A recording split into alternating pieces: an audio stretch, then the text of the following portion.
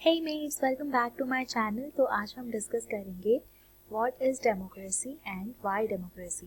And yes, I am Tejashwi Patel. So let's start it with it। सबसे पहले democracy word का meaning देख लेते हैं। तो डेमोक्रेसी एक ऐसी फॉर्म ऑफ गवर्नमेंट है जहाँ पर पीपल के पास पावर होती है कि वो अपने रिप्रेजेंटेटिव को चूज कर सके और आगे चल करके यही रिप्रेजेंटेटिव्स गवर्नमेंट फॉर्म करते हैं और पीपल के बिहाफ पर पीपल के लिए पॉलिसीज बनाते हैं। बट व्हाट इफ ये रिप्रेजेंटेटिव्स अपनी ड्यूटी प्रॉपरली ना निभा पाए? सो यस, पीपल के पास पावर होती है कि ये इन्हें हटा भी सकते हैं। अब वर्ड टू वर्ड मीनिंग देखते हैं डेमोक्रेसी का। तो डेमोक्रेसी एक ग्रीक वर्ड है डेमोक्रेटिया, जिसमें डेमोस का मतलब होता है पीपल एंड क्रेटिया का मतलब होता है रूल, यानी कि एक ऐसी फॉर्म ऑफ गवर्नमेंट जहाँ पर पीपल रूल करती हो। अब्राहम लिंकन, जो कि बहुत ही प्रसिद्ध प्रेसिडेंट रह चुके हैं यूएसए के, इन्होंने डेमोक्रेसी की एक डेफिनेशन दी थी, government of the people, by the people and for the people. तो अब हम कुछ एग्जाम्पल्स की मदद से डेमोक्रेसी के फीचर्स को समझने की कोशिश करते हैं। तो सबसे पहला एग्जाम्पल है पाकिस्तान का, जहाँ पर पीपल जो है फॉर्मली तो इलेक्ट करते थे पार्लियामेंट को और गवर्नमेंट को, बट इन इलेक्टेड मेंबर्स के पास पावर नहीं थी। तो हुआ क्या था कि जनरल परवेज मुशर्रफ जो था, उसने खुद को चीफ एग्जीक्यूटिव कंट्री का डिक्लेयर कर दिया और आगे चल करके 2002 में लीगल फ्रेमवर्क ऑर्डर इश्यू किया उसने, जिसमें सारी की सारी जो फाइनल डिसीजन मेकिंग पावर होती है ना, वो उसने खुद के हाथ में ले ली थी। बट डेमोक्रेसी में ऐसा नहीं होता है। डेमोक्रेसी में जो भी फाइनल डिसीजन मेकिंग पावर होती है वो सिर्फ इलेक्टेड मेंबर्स के पास ही होती है। सो अब नेक्स्ट एग्जाम्पल लेते हैं चाइना का।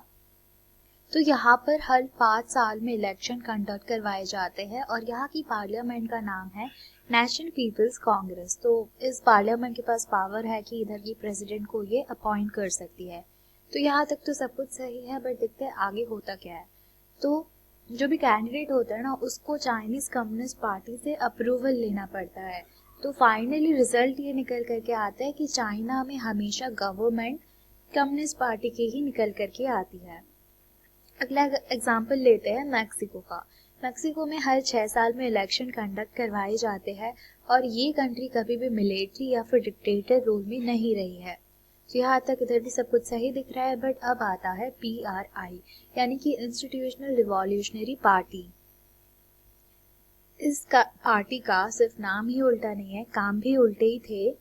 तो हुआ क्या कि 2000 के बाद में सभी इलेक्शन ये पार्टी जीतने लगी। तो देखते हैं इस पार्टी ने चमत्कार कैसे किया।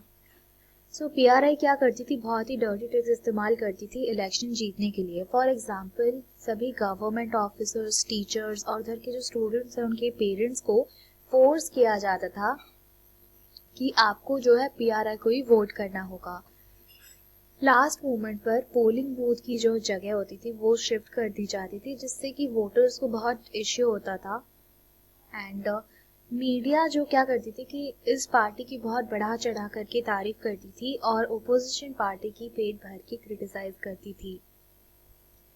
जो भी कैंडिडेट्स होते थे उनके कैंपेन पर भी ये पार्टी जो है बहुत नदियों की तरह पैसे बहाती थी। सो डेमोक्रेसी में ऐसा नहीं होता है। फेयर इलेक्शन में जो भी रूलिंग पार्टी है उसके भी इक्वल चांस होते हैं हारने के। So now universal adult franchise के कि हमने पहले की क्लासेस में भी पढ़ा है कि जिसकी भी एज 18 है और 18 प्लस है, उनको जो है वोट करने का अधिकार होता है। और 1 वोट 1 वैल्यू, यानी कि एक इंसान एक वोट दे सकता है और उसके वोट की वैल्यू भी एक ही होगी।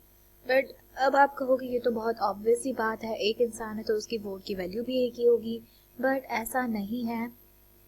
फॉर एग्जाम्पल सऊदी अरेबिया में 2015 तक वुमन को वोट देने का अधिकार ही नहीं था।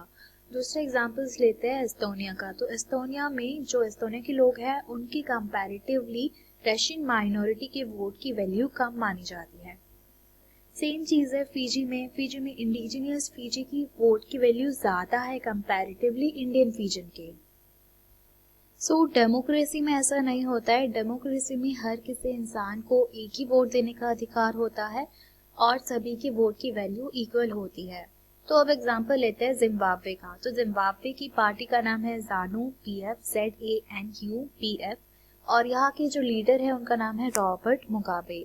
सो पीपल इनको बहुत ज़्यादा रिस्पेक्ट करते थे और बहुत मानते थे, मतलब इनको मानते थे लोग ऐसा नायक जैसा, और बाद में पता चलता है कि ये तो खलनायक निकले। तो देखते हैं इन्होंने क्या किया। सबसे पहले इसने जो है कॉन्स्टिट्यूशन में बहुत से चेंजेस बना करके खुद को बहुत लेस अकाउंटेबल कर दिया। तो पहले देखते हैं डेमोक्रेसी में क्या होता है कि जो लीडर्स होते हैं वो बहुत ज़्यादा अकाउंटेबल होते हैं पीपल को, अपोजिशन पार्टी को, मीडिया को, इन्हें बहुत से आंसर्स देने होते हैं। तो देखो सबसे पहले अपोजिशन पार्टी को क्या किया है इसने, जो भी अपोजिशन पार्टी के वर्कर्स थे उनको बहुत हैरेस करते थे ये लोग, एंड उनकी मीटिंग होने नहीं देते थे, बहुत डिस्टर्बेंस लाते थे। तो अपोजिशन पार्टी तो कैंसिल हो गई, अब बचते हैं पीपल। तो पीपल को ऐसा लगेगा कि कुछ भी गलत हो रहा है तो क्या करेंगे, प्रोटेस्ट करेंगे ऑफ कोर्स। तो इसने क्या किया, पब्लिक प्रोटेस्ट को इलीगल डिक्लेयर कर दिया। अब बचता है मीडिया। तो मीडिया को गवर्नमेंट कंट्रोल करता था तो उसके ऊपर भी क्रिटिसाइज नहीं कर सकते हैं। सो डेमोक्रेसी में ऐसा नहीं होता है। डेमोक्रेसी में जो है जो भी लीडर्स होते हैं वो चेंजेस ला सकते हैं, बट कुछ लिमिट्स में रह करके, जो कि सेट किए जाते हैं कॉन्स्टिट्यूशन, लॉ और सिटीजन राइट से।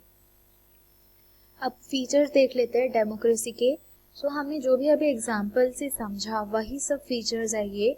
जैसे कि देखो जो भी पीपल होते हैं जिन्हें इलेक्ट करते हैं वही रूलर्स जो है सामने आ सकते हैं, और रूलर्स जो है वही मेजर डिसीजन बनाएंगे, कोई और नहीं बना सकता है। फ्री एंड फेयर इलेक्शन, यानी कि जो भी रूलिंग पार्टी है उसके भी इक्वल चांसेस होते हैं हारने के। रेगुलर इंटरवल्स पर इलेक्शन करवाए जाने चाहिए। फॉर एग्जांपल हमारे इंडिया में हर 5 साल में इलेक्शन कंडक्ट करवाए जाते हैं।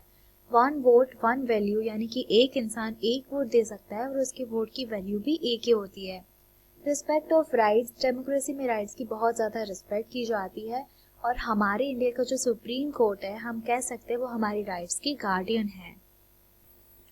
तो अब हम देख लेते हैं कुछ मेरिट्स डेमोक्रेसी के। तो सबसे पहला तो आता है कि मोर अकाउंटेबल फॉर्म है, यानी कि जो भी लीडर्स हैं उनको बहुत सी जवाब देने होते हैं, मीडिया को, पीपल को, अपोजिशन पार्टी को। फिर आता है कि एक पहले देख लेते हैं, एक ये जो है डीमेरिट है कि डिले बहुत होता है। डेमोक्रेसी में डिसीजन बन के तो आता है लेकिन डिले होता है, तो हाँ ये तो है डीमेरिट। लेकिन इसी की वजह से एक प्लस पॉइंट बन के आता है कि क्वालिटी बहुत अच्छी होती है। जो भी डिसीजन बन के आता है ना वो देर आता है लेकिन दुरुस्त आता है। नेक्स्ट है कि अपनी गलती सुधार सकते हैं। जैसे फॉर सपोज गलती हो गई तो हमारे पास गलती को सुधारने का ऑप्शन बचता है।